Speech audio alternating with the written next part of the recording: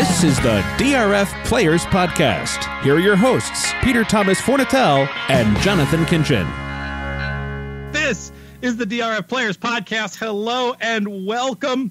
Show 376. Everybody's feeling froggy this morning. Friday, October 19th. I'm your host, Peter Thomas Fornatel, back with you in the Brooklyn bunker once again. I have a complaint to register. Here's my weather report from Brooklyn. Fall lasted 3 days. It is proper winter out there. I was out with Muggs, the handicapping Labrador, and had I not had a cap on my head, I think my ears would have fallen off. Unbelievable how quickly this fall turned into winter, and we haven't even hit the Breeders' Cup yet. We will be talking a lot about the Breeders' Cup during the course of this program, and to do just that, I, Peter Thomas Fornatel, am going to bring in my co-host on another show. We call him Mr. Friday Night Lights. On this show, he's the people's champion. He's Jonathan Kinchin. JK, what's up? What's going on? Yeah, Craig, he's probably laughing at our pre-show gaffes. And there were some gaffes, some tapes that should never see the light of day. Some big news regarding the Breeders' Cup coming down since our last show, JK. Some serious star power being added to the event in the form of Enable, the two-time ARC winner.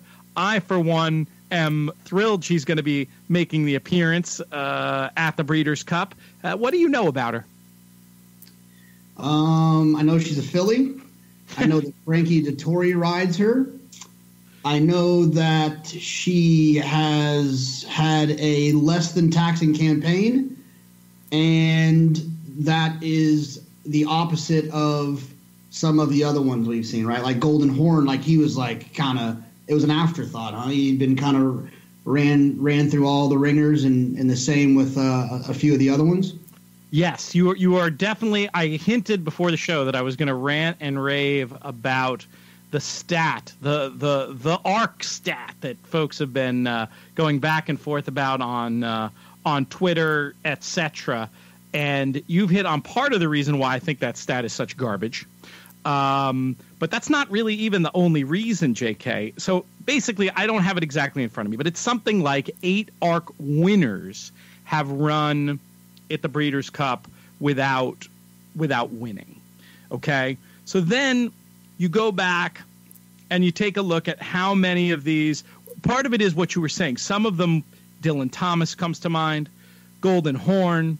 For me, to run to the level of form he did. Now, I know he was close with Found, but as you've probably heard me tell the story on the podcast, I don't think Found was at her best that day either. I just think those two horses, even at their not best, were good enough to be that much clear, delivering the Breeders' Cup betting challenge for Tommy Massis back on that fall day in 2015. So take out some of the horses were over the top. Obviously, Enable off 2 prep races would not fall in that category. Then you have the great record of ARC also rans at the Breeders' Cup, of which there are multiple winners, including Found, who also, oh, by the way, had an extra race between the ARC and Breeders' Cup. But then you also go back and you look at some of the specifics. Saki was one of those horses. He ran okay at the Breeders' Cup, albeit in the Classic, to just get touched off by Tisnow. And then you go back to more ancient history, and there's a couple of runners, Trempolino among them, who ran absolutely huge winning races. I mean, I think if you took ARC winner, looked at the Breeders' Cup and asked the question, not who won on the day, but who ran a winning race, and the stat becomes 3 of 8. And oh, by the way, a sample of 8, is that really something we should be looking at? We're not, and I think the analog here, JK, is the Travers Haskell point. I haven't even sold you on my point about the Haskell being taxing for Travers winners. And what makes that seem obviously true to me is we're looking at horses who go in with no other reason to run poorly, getting heavily bet, and running last in a way where they're so not showing their form, it suggests to me that there's a negative correlation between the two races.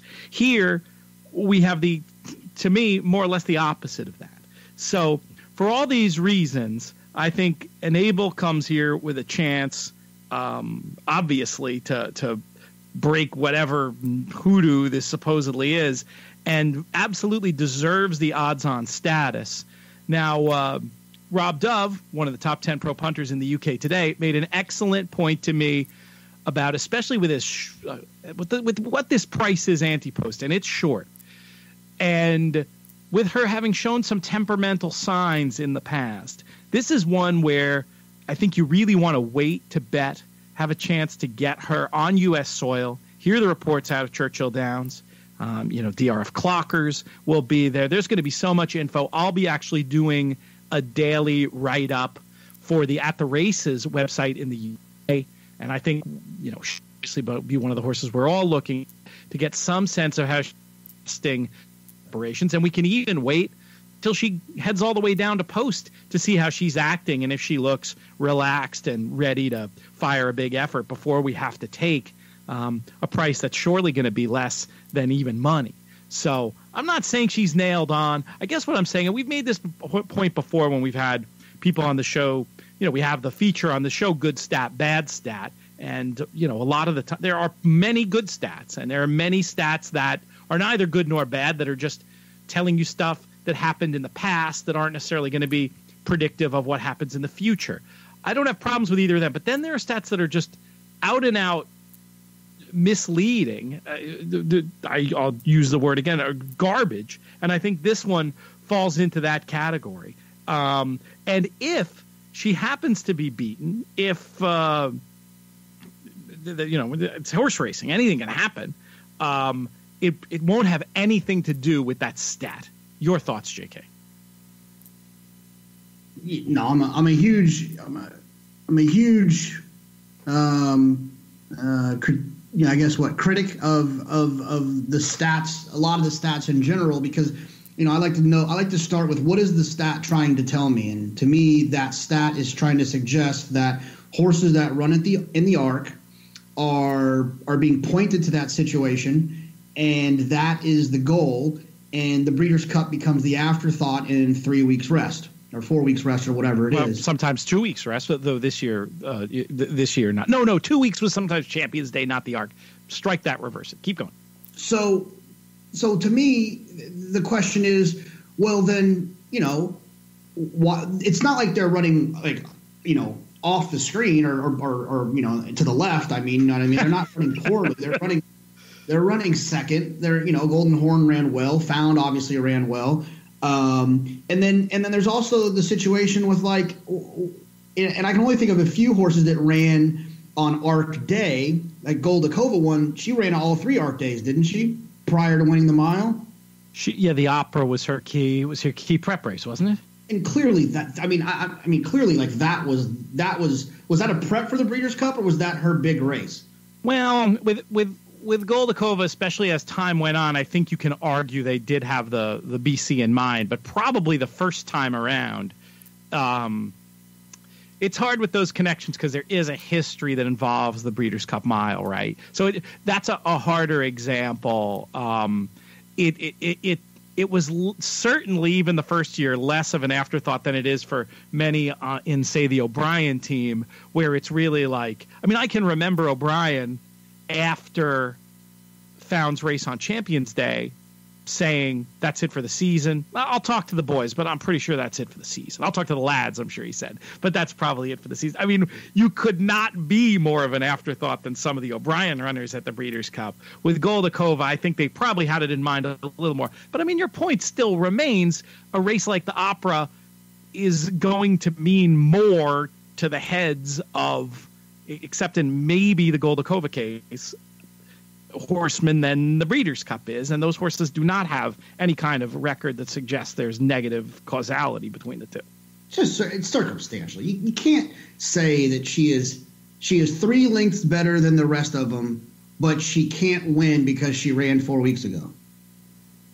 Right, in a certain race, right. It is. There's the logic of that is just kind of skewed. You know what I mean?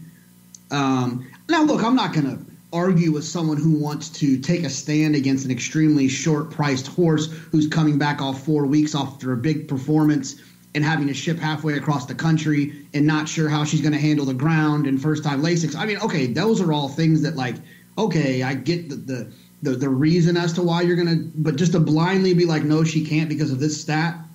I'm glad people participate in the pools that think that way, but I think. And there is an intelligent case. My friend Barry Faulkner, who I actually mentioned on this week's Sports Forum, DRF Sports Forum pod. And please, loyal podcast listeners, do us a favor and check out the DRF Sports Forum pod. As I joked last week, I don't even really care if you actually listen to it.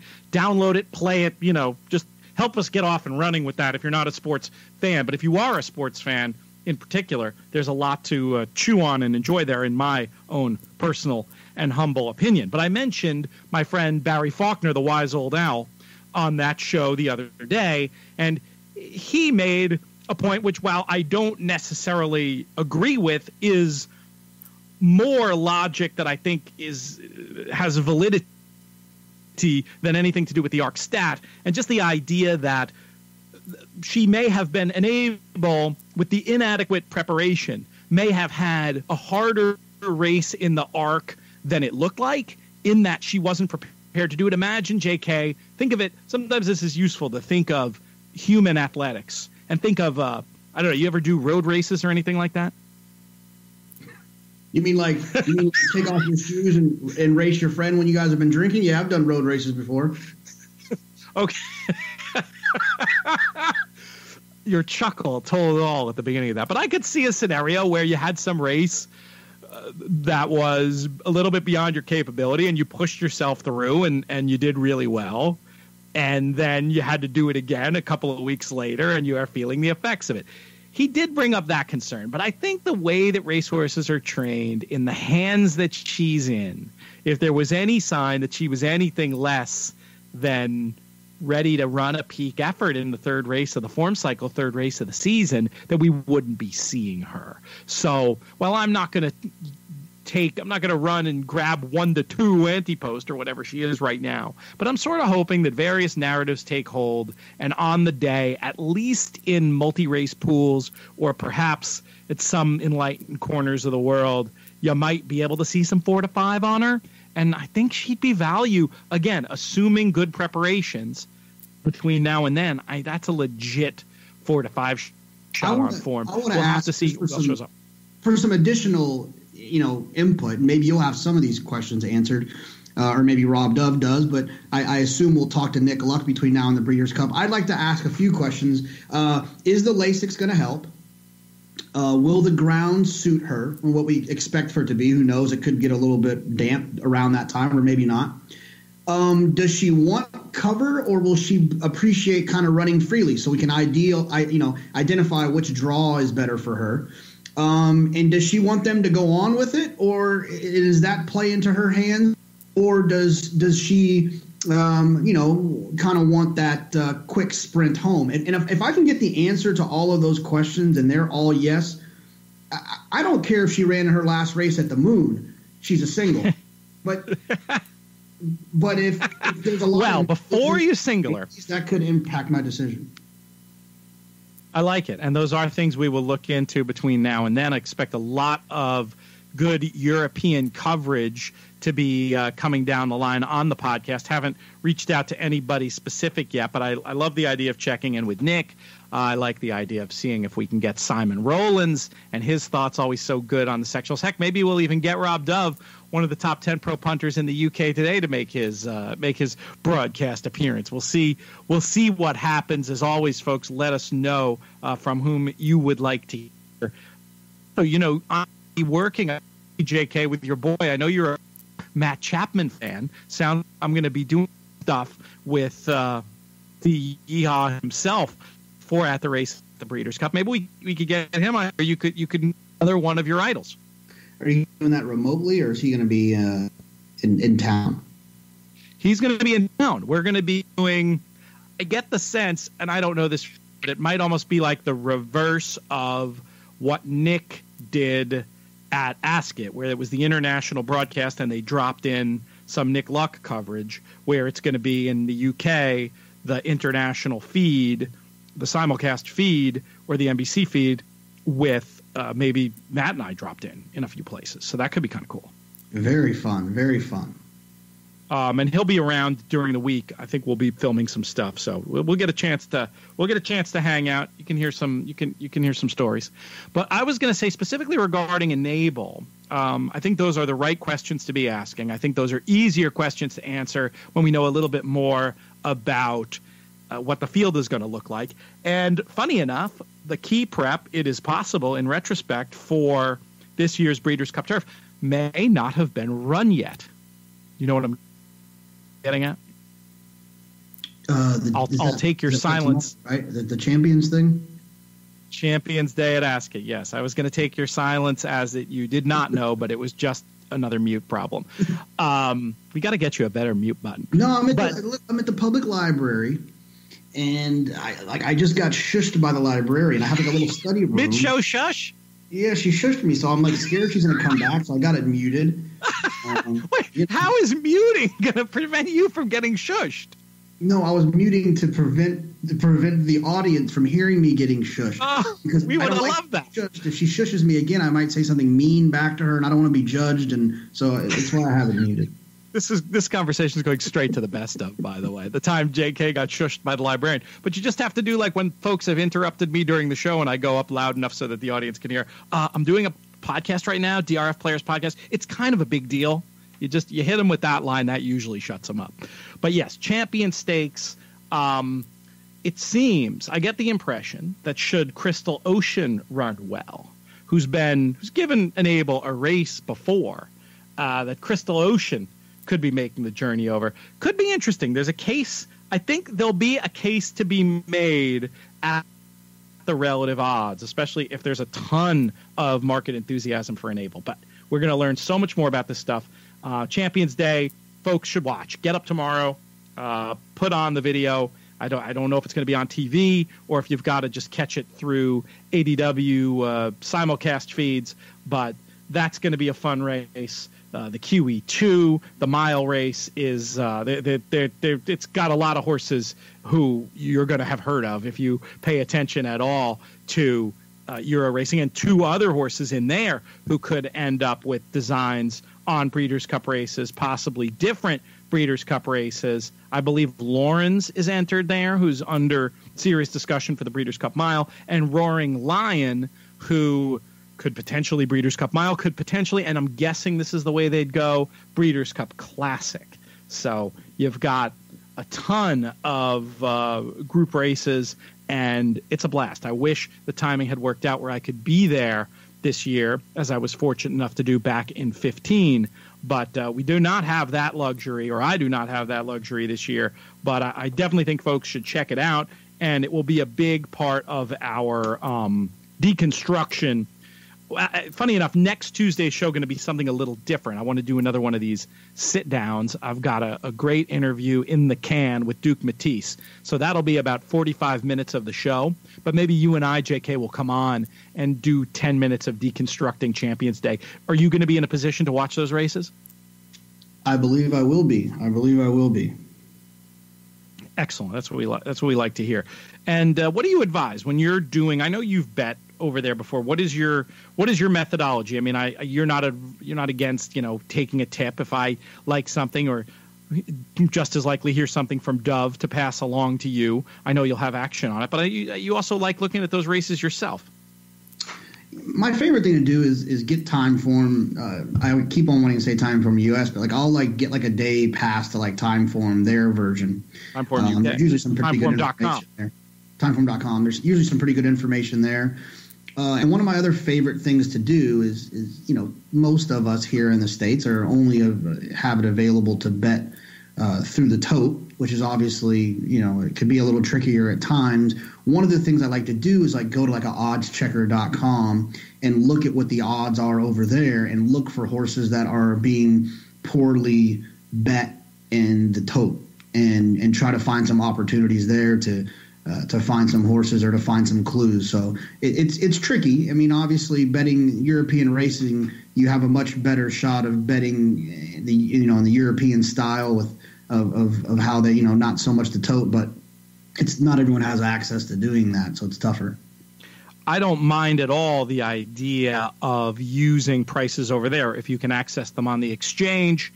which I don't really know. I think you can do, or if you can just, Odds Checker is a good way to get some real-time updates, and you'll probably find some overlays of horses that you could then mess around with in exotics. The one that I'm interested in the QE2, by the way, and this one confirmed by Dove, but I think we all saw how the Woodbine Mile played out with that ridiculously slow pace. And I talked about it on the show afterwards that Lord Glitters would be interesting to me no matter what the next race was. Well, the next race is the QE2. And with some well-fancied famous horses in there, the price should be good. And I think the conditions will suit. So some win money there is definitely going to be had by me, and maybe cover for second in some exactas as well. So that's one betting idea on that one. Any other thoughts on how folks might want to look at these races over the weekend, or how you like to study the Euroform in general? No, I think just getting excited about the opportunity to kind of see some things that might show up here. If you can catch some broadcasts or some of the pre-race, prattles, you might be able to pick up some things that you can apply if some of those horses show up. And even in that situation, just like the class lines and them talking about a previous race might give you some hints that could make or break your Breeders' Cup. Yeah, I don't know if TVG has proper coverage or if they just pick up the GBI feed. The GBI feed is cool, but the problem is they are showing typically every race. And obviously for a day like that, for a USA punter, it'd be great to have a little more attention, even if they're showing all the races, if you could have all the punditry focused on the big ones at Ascot. So I don't know what the TVG plan is there, but that's one possibility. If not, the GBI presenters should have something. I like what JK's point is there about just getting your mind going in the right direction. And again, we're going to have some really good coverage. Let us know if you have particular interest. I don't know if we're going to do a roundtable or have some individual interviews. The production meeting in the middle of the show here, JK. What are you most interested in hearing from overseas experts regarding the Breeders' Cup? I've always been a big fan of just listening to Nick. He does such a good job of not so much touting horses, but essentially giving you the verbal version of the PPs and explaining and giving me the behind the scenes and the trip and the trainer preference, the rides, the surface preference, the thought that the Lasix could help, the 2 weeks here, 3 weeks there, 4 weeks there, bad trip here, thought well of there, bug in the barn here. That all those things that Nick kind of provides, I've always found very helpful. That I can kind of just make my own decision based off of those and off that information. So I like to try to get that from as many people as I can. And we've talked about it in the past. And I'll just Google Roaring Lion, and then I'll click on news, and I'll read like 4 or 5 articles about Roaring Lion from recently to earlier in the year, just to kind of get a feel for the animal and for the connections and the intent of what they planned on doing with him for the year. It's very smart. Very, very smart. And it's interesting because while DRF allows you to do that with top-level coverage throughout the year, and you can even cut and paste quotes and things that you find relevant and put them in your PPs via Formulator, but we are so data-oriented that I think sometimes we fall down a little bit. We can pick up a PP and have so much information, but that way that connections think of horses and what the plan was all along, that more narrative way of looking at the PPs is really smart. And we do it over there because we have to do it over there, right? Timeform has great info, and you're going to get plenty of good stuff if you follow JK's advice and get the 1 day access to the race passes or whatever it is. But that addition of being able to read all that stuff. Little Bird once told me there might be a DRF way of trying to integrate all that stuff coming up at some point in the not too distant future. But I think it's a good point. It's not something we've ever talked about in the show. But to your point, about, that's kind of what we're forced to do over there. Indirectly, it's kind of what I do over here when it comes to stakes races. Obviously, a 10 claimer of a maiden special weight, a first level allowance. I have to handicap those races intently. But with the stakes races, I just kind of we have a feel for what's going on based on memory and participation previously. Like today at Keeneland, there's the today being Friday, the Valley View is being run, and there's a horse there, Daddy is a Legend, and I remember her last 4 races. I know what happened. She had that weird race at Churchill with Rushing Fall where I don't know who you want to blame it on, moved early and was too aggressive, and then she had the weird trip at Belmont, and then the perfect ride by Manny at Saratoga, and then the soft ground where she doesn't want soft ground, why she scratched last weekend. So those are the stories you can get from Nick that I don't need for here because I'm watching, and that's how I make my decisions anyways. To a certain extent, is understanding the narrative that's involved with the horse, not so much exactly what's on the paper. At least in the stakes races. I like it, and maybe to not totally overburden him, who'll be doing so much media. Maybe we try to get him a little earlier in the cycle, looking ahead. Maybe that's the way to involve Nick, and then we can bring in some other folks subsequently. I'd love to get Simon Rowlands back if we can. Always enjoy working with him, and he's such a pioneer with the work he's done with sectional times over there. Always love to read his work. If you're interested in learning more about this stuff, Simon is an absolutely terrific source as far as that goes. So those are all good ideas, JK. Bonus bet, Daddy is a Legend today? I like her. I like her a lot. I think she's a top filly, but I just worry that the ground at Keeneland is it's just going to always be a little bit more cut than she prefers. But I would imagine, and this is not inside information, I would imagine my prediction is Daddy is a Legend between this Breeders' Cup and next Breeders' Cup. She will win a Grade 1 turf race at Santa Anita. It's my interesting prediction for her moving forward. I think she wants it firm. George has been pretty clear about that, and I think that his scratch last week is enough evidence of that's the case. I actually saw him last weekend, and he's like, "Why do I want to run against this horse?" Referring to Rushing Fall. Darren Sipes just asked us a good real-time question: if the Thorograph sheets or Ragozin are helpful with looking at European runners, and I would say the answer is yes. Now, do I believe that they're using their methodology and making figures on those races? No, I don't believe that. But I do believe they have some formula where they have a pretty good line on how to translate European form ratings to USA ratings in a way that's meaningful. And given how much projection goes on when you're making speed figures for turf races in the USA, they really are. There's a time component, but they really are kind of form ratings. So in that sense, you're comparing form ratings to form ratings, and the sheets do allow you to do it on an apples-to-apples basis, and those numbers are on the same scale. Obviously, you can look at the time form ratings we have. You can look at time form either on the time form US site. I mean, that's another great way to do apples to apples if we're talking about horses who are shipping here.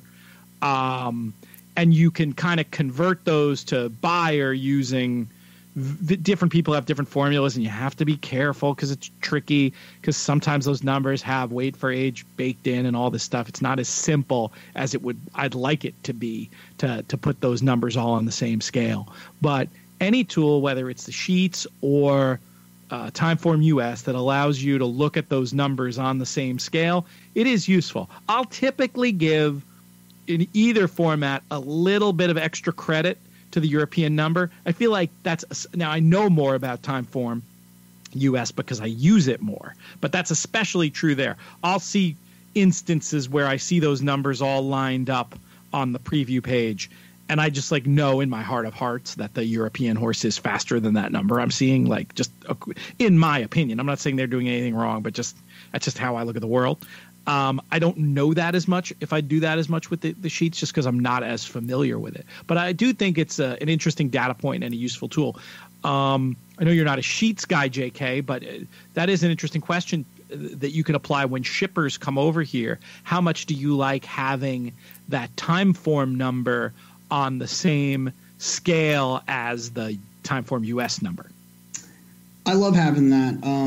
I know it's not a perfect science like you've explained before and other people have pointed out. I can't remember, and this is Nick Tamero's favorite example, but at Keeneland, there was a horse that was like in the mile that was like favored, and like Charleroi had a faster figure over the horse that like won some big grade one in Europe, and that's nuts. And I think they've made some adjustments since then.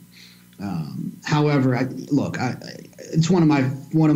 I think one of the things I probably do well is processing a bunch of information and trying to make a decision out of it, and not letting it confuse me. Maybe I'm coming up with the wrong decision still. However, the idea of a lot of information doesn't confuse me. So I want it from everywhere. I want as much as I can get, and then I'll make a decision moving forward. So if you're a person who's comfortable with the sheets and you can invite those numbers into your brain without it causing confusion, then I think that there's definitely something to it. We got a very specific question about if the Timeform US is equatable to Bayer by subtracting 20. I like that formula a lot.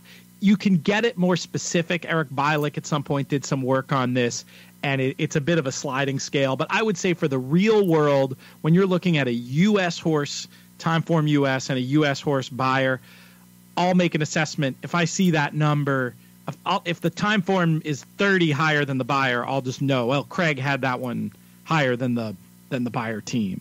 I do think that is a good rule of thumb. Like a lot of rules of thumb, it can sometimes get you in trouble. But what's harder about that, and Craig is somebody we should probably have on before the Breeders' Cup too, though I think I've booked us about 16 shows between now and the Breeders' Cup at this point. But I feel like when you're looking at the Timeform numbers from over there, generated from over there, it gets a little wacky because they do this weird projecting of numbers that makes it. I don't think you can necessarily get that number with everything stripped out to equate it apples to apples like the Bayer. I don't know if did that make any sense? Yeah, and here's the thing is I don't use it. I know you use it. I know that Eric made it, and I don't really use it, but I understand why you use it, and I think you explained it to a certain extent. You kind of brushed over it really quick, and you use it as a method of identifying whether or not Bayer and or Craig had the number slower or faster than the other one, so that you can have a confidence in the figure that you're seeing. If Timeform and Bayer have it about the same, then I would imagine your confidence level in the figure and what it is higher. Correct. Than if it's a 40-point gap, then someone has it too fast or someone has it too slow. And so there's a need for a little bit more investigation, maybe trying to find a third figure to see how they had it, or the office deeper and the Wi-Fi there. Oh, it went dodgy on me. Yeah, we didn't get any of that. But I think you nailed the question. I don't know if there's anything you can do. I have a feeling it could be coming from New York. The problem. So anyway, I don't know what to tell you, but we did not get that. But I think your point is good, and that is a big part of the reason I use it. And I would say generally, for the purposes of do Bayer and Timeform agree, I will use the -20 rather than the much more precise version that I have. It's accurate enough for that. Where I lose faith in it is just with looking at the import horses and their Timeforms, because those numbers have other data baked into them sometimes. Anyway, we'll have Craig on to talk about that at some point. We had another question that I wanted to get to, JK. Are you back and rocking and rolling? Yeah, I mean, I don't think I left, but I know I did, but I didn't go anywhere. I think I just we had some issues somehow. I don't think it was necessarily you this time. Yeah, I'm soaring. I'm soaring on the speed test, like astronomically. Yeah, and your library situation is not the one where we've had trouble historically. But anyway, put that aside. Question leading into the Breeders' Cup from Dan. With larger fields than the average day, do you give a slight bump to early pace types, given the additional traffic for horses who are more pressers or sustained runners? He says he'd love to have a look at the win rates of sustained types, closers, in large fields when there's a balance in running styles? This is an excellent question. Intuitively, I will say that, yeah, I think as long as there's not too much early pace, it's wonderful to be able to back horses always who are going to be able to make their own trip, who are those push button style. And it probably is a little bit more important on a day where there's going to be big field sizes. There's some databasers out there listening, and folks who have records on this type of stuff. If anybody's feeling magnanimous and wanted to share that information about how the ROI on sustained running types, aka closers, is as field sizes go up, because it's you could almost argue it either way, right? Because there's more traffic, but there's also more likelihood of getting a pace that's going to be run inefficiently that's going to benefit them. I'd be curious to see if there is any advantage or not. JK, what's your gut? I feel like if you took all the even money shots in every race in North America and you took the E and EP types versus the, I can't remember the Kieran number letters, but the closers and the sustained types. Pressers and sustained runners, yeah. I feel like the EP types, the E types are going to have a higher win percentage just based on all the things we talked about. No doubt. And I think the field size will not affect that number. I think it'll be unbelievably close based if there's 6 horses in the field or if there's 14. I just think E and EP types are better in all situations. I don't care what situation it is. They're better in all of them. And so I would think that, because you have also the argument that in a 14-horse field, there's a much better chance that it falls apart. You know what I mean? There's a million different variables, and I think that they're probably all the same despite the field, the size of the field. So it doesn't change the way that you're looking at these races on Breeders' Cup Day. Is basically what you're saying. You give the same advantage that you normally would. Exactly, and the thing about it is that almost the opposite is the sustained types that you see in the Breeders' Cup are the quality types that sometimes might not need the setup that the horse at Aqueduct on a Wednesday is going to need, right? I mean, it's like a quality animal with a ton of class who's found himself or herself into the Breeders' Cup. So I favor the front running types and the forwardly placed types regardless. Yeah, it'd be very interesting to see, and also interesting to see how the market. The great thing about databasing some of this stuff is be to see how these come out in the market. If the crowd overvalues or undervalues one or the other of these situations. So that's a great idea. I would love if anybody is feeling charitable out there. I have a few people in mind. Maybe I'll holler at privately to give us some data on this. And Craig, another one that Craig probably has some interesting info on. So he's getting drafted soon, maybe as soon as next Friday for that. We've got a quick lifestyle question, JK, and then I want to move on and talk about a few races from the weekend.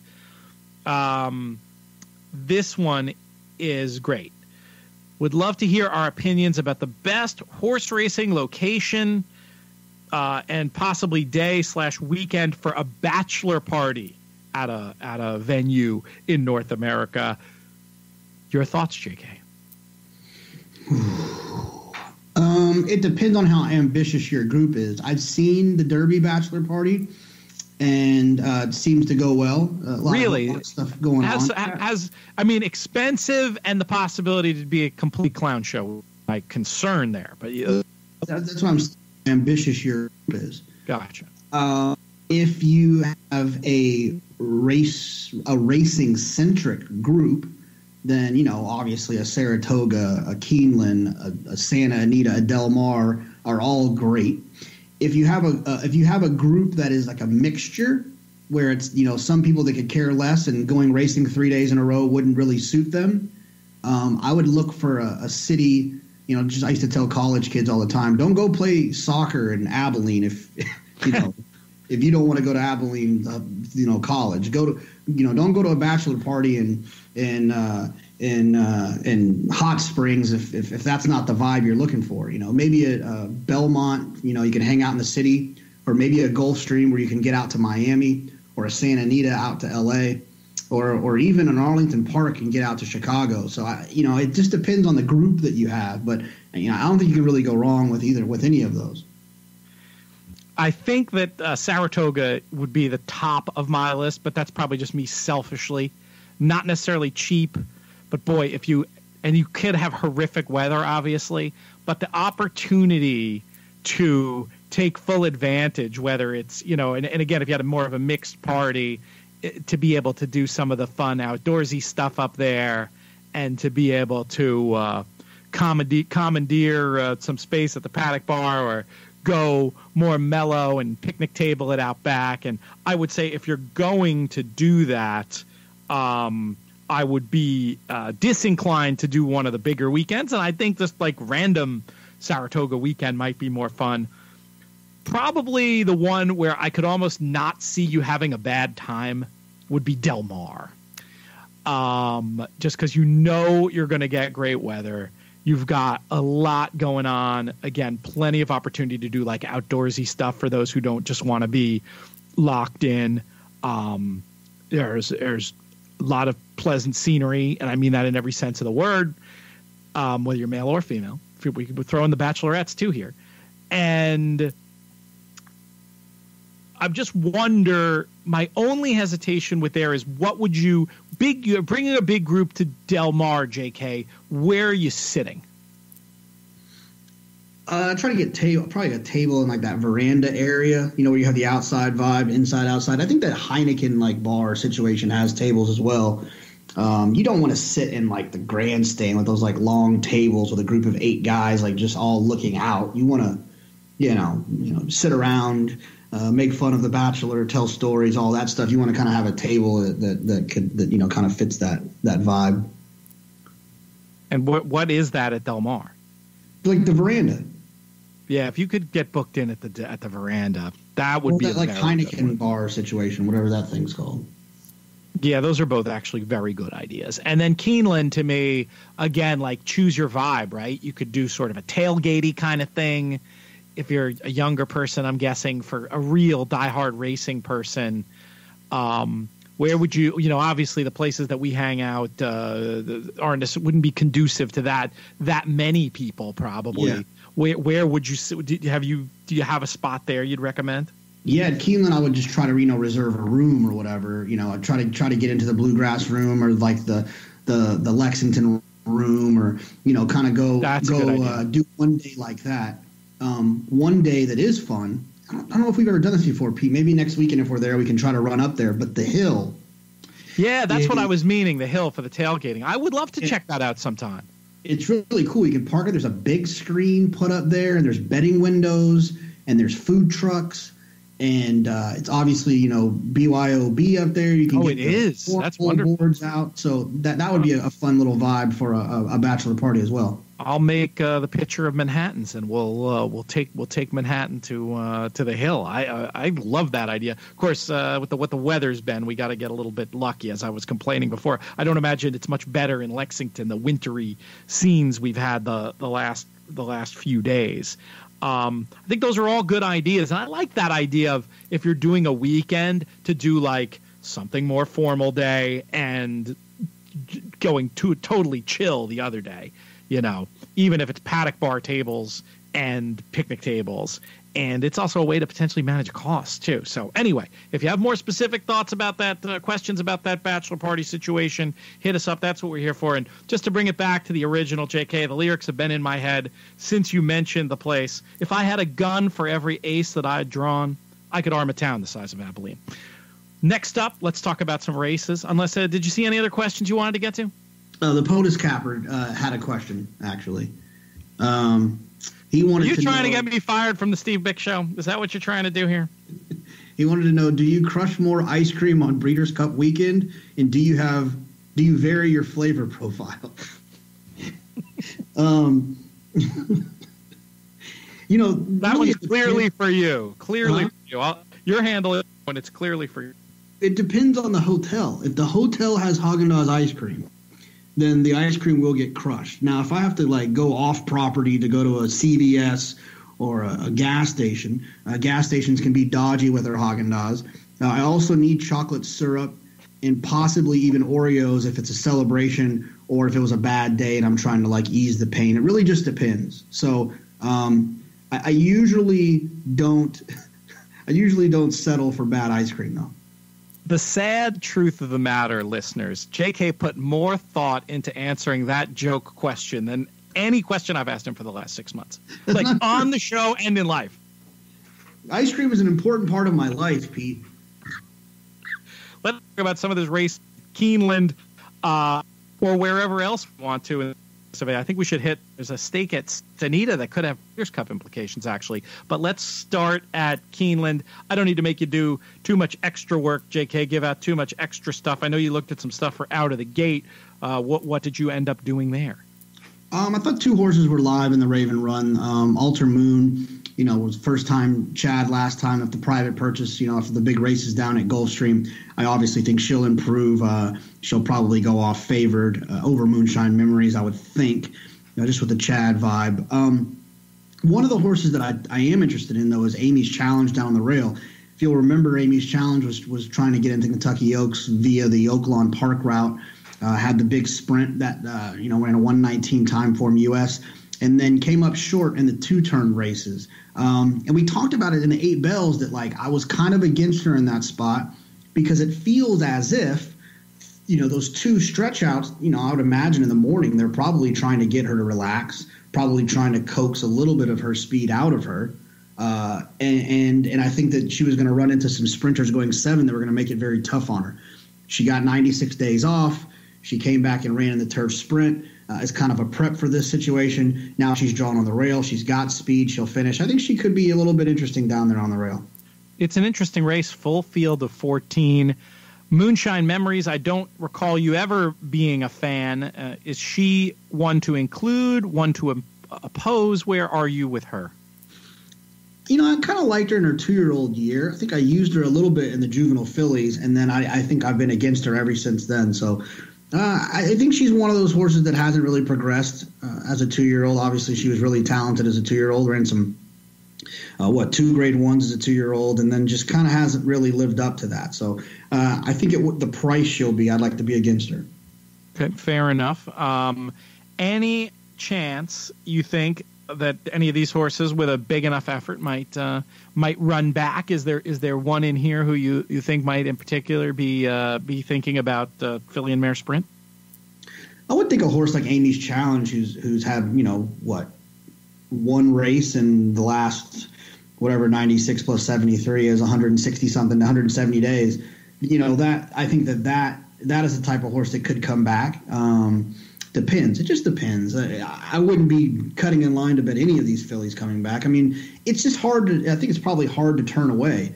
If you win this impressively at 7 furlongs, you're going to come right back at 7 furlongs. You're going to be able to van over right across the way there, an hour van ride over to Churchill, and take it easy leading up to the race and see what happens. So I would think that someone here could run back. All right, good stuff. What did you tie it to? Which was the other race you looked at Keeneland tomorrow? It was just a maiden race. It was the last race. I just played a double into this horse, Cosmic Code. Brad Cox obviously had a coming out year. Not that anyone didn't know who he was, but winning the Grade 1s with Monomoy Girl, and then obviously winning the Grade 1 with the big horse Long on Value. He does have PTF and JK in his ownership stable, so I think that should be enough for him. But I would imagine that. I'm sure he thinks about that as he goes to bed every night. I really made it. I got the podcast, boys. Him and his family, they say their prayers and they say, thank you for PTF and JK as owners. I think that the opportunity to continue to impress the decision makers at Juddmonte Farm is probably something that Brad is aware of, and something that when he has an opportunity to run one of these, he doesn't want to embarrass them. He doesn't want to give them a race. He wants to have them ready to rock and roll and let Juddmonte know that not only can Bob Baffert, Chad Brown, and Billy Mott train their horses, Brad Cox is another viable option as well. So this horse was entered on tournament day last Sunday, and when they came off, the horse scratched. has been worked well on the dirt with a horse that runs like in the 80s and the 90s on the dirt, and outworked that horse. So I think that there's a shot that this Cosmic Code might be okay getting onto the surface that she clearly wants. And with all the story behind the Juddmonte thing, I think that Brad will have him ready to run.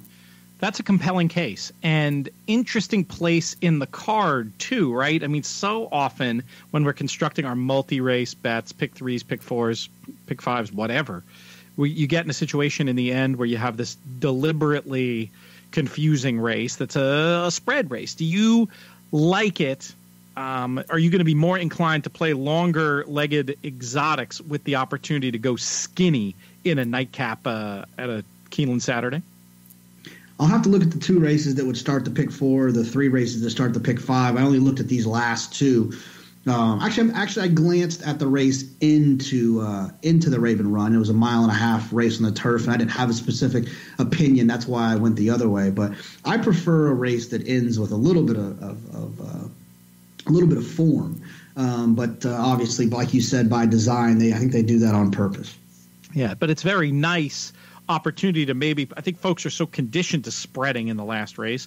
It's logical, no data on this, but it's logical you might get a little bit of extra juice in your favor when you can play something definitive there. I will be rooting for you in those plays tomorrow. I meant to try to get out to Far Hills, New Jersey. You know about this thing, this hunt meet that they do out there? It's a big honkin' deal in Jersey. Your boy was on Big this morning talking about it, Sean Clancy. Oh, Sean was on with Steve. That's great.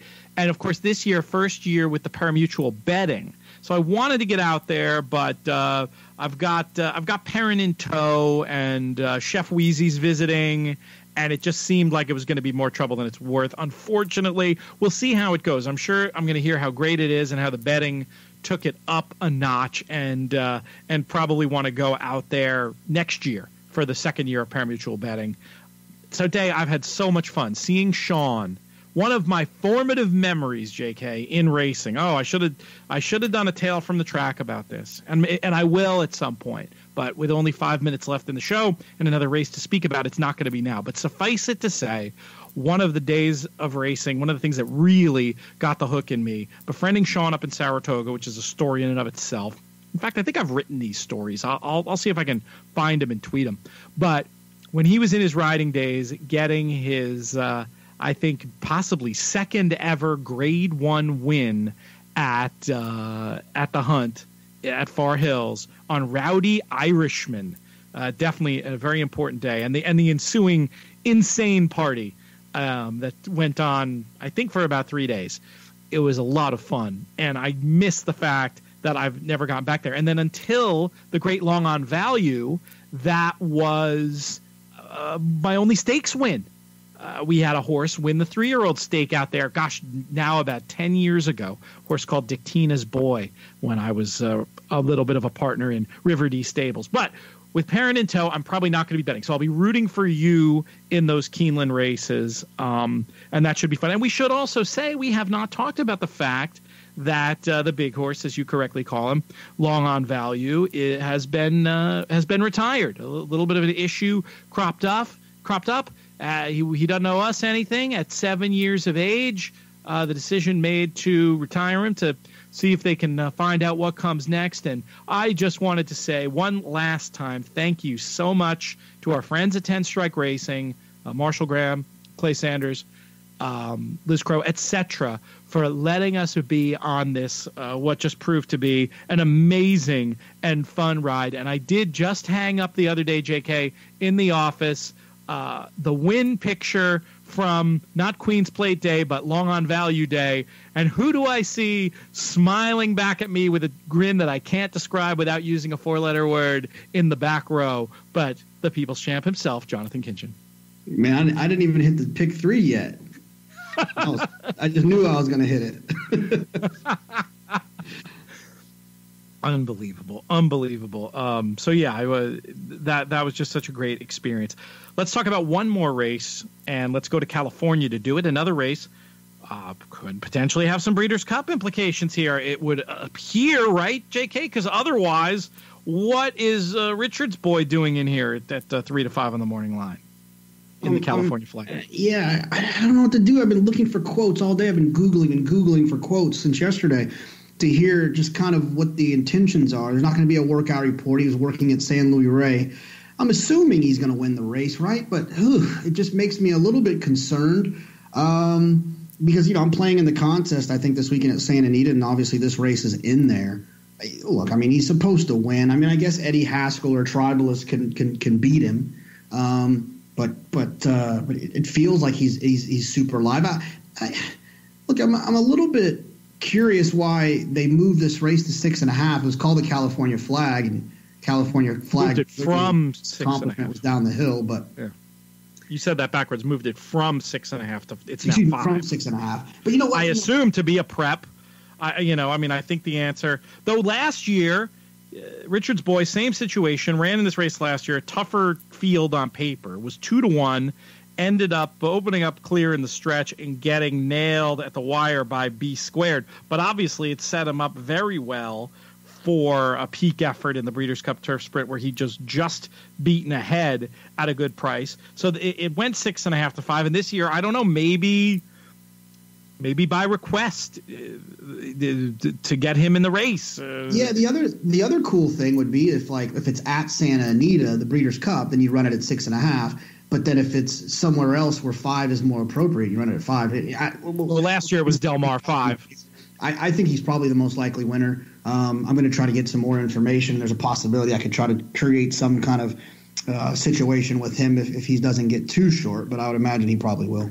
It is hard to ignore Tribalist, who was right there with him last year. Granted, he also had the tardy break in the race last year, and Tribalist has him at other points on the form book too. Did you give him any count? Absolutely, he's won at 5. Actually, a handful of times at 5. 3 wins at 5 furlongs. So it's clearly not a problem. And all 3 of those wins, 2 of those wins, he's made the lead. So. He's drawn down inside. He should get away from there well, and it just depends on. It's really if they were both cranked up, ready to rock and roll. This was the goal. There's no doubt I would pick Richard's boy. It's just what's the intention here and where are they at? Does Richard's boy get in to the Breeders' Cup regardless without a win here? It's really just the storyline that would make my decision in this spot. It's tricky also just because it's tricky to get excited about Tribal. It's just because the last race I don't really. And a bit wide, I suppose, but I didn't really see the excuse. And then you had an absolute clunker down the hill back in January 1st. Those would be the other things holding me back from taking a short-ish number. Tribalist only 2-1 on the morning line. Did you have a valid excuse for the Del Mar run? Not necessarily. I mean, going 5, it's just tough. It's tough. There's a lot of room for error when you're going 5. Right. It's you don't have a lot of opportunity to make up. And it was also just a tough race. I mean, obviously, Stormy Liberal and Richard's boy were in there. It was wide a little bit, but no real excuse. Just it was a tough race. The other excuse potentially baked in would be the layoff line after it suggests maybe something went a little awry. It wasn't dreadful. I mean, it's a 6th, but it's a 6th beaten 2.5. And then you look down at the workout tab, and it looks steady and fast. So anyway, more a race to watch with potential Breeders' Cup Turf Sprint implications than anything else. I would assume you agree with that. Absolutely. Give me a closing thought. Another horse, some good vibrations, whatever you think. One more comment from the People's Champ to close out the show here. I looked at a race at Belmont. It's New York Stakes Day, so it's always fun to watch. But the third race at Belmont, it's called the Mohawk, I believe. Black Tide is like a JK type of horse. He's a speed horse, just run them off their feet. I think that he kind of enjoyed the 1 1/8 last time, and now he's cutting back to a 1 16th. I think that he's got everyone's attention. They're gonna run at him a little bit earlier than they might have in the past, and I think I'm going to take the horse from the far back. I think this thing's going to fall apart. I'm going to use Wrapped, the 2 horse, 12-1 with Manny Franco. He's going to drop way out of it and come running late, and I think he might pick up the pieces with it falling apart. A JK type horse. What that means? He's going to be 2 to 5. 2-5 and on the lead. Yep. That's the one. All right. That is all the time we have for this episode of the DRF Players Podcast. I want to thank Jonathan Kinchin, of course. Want to thank producers AJ and Craig for all of their help. Most of all, I want to thank all of you for listening. Special props, as always, to Travis Stone and Willie Nile for helping us up top with the theme song. For more of Willie's music, check out willienile.com. For more from Travis, listen to a replay from Churchill. Watch the Derby. Do something fun. That's it. We're going to be back Tuesday with special guest Duke Matisse. I'm Peter Thomas Fornatale. May you win all your photos.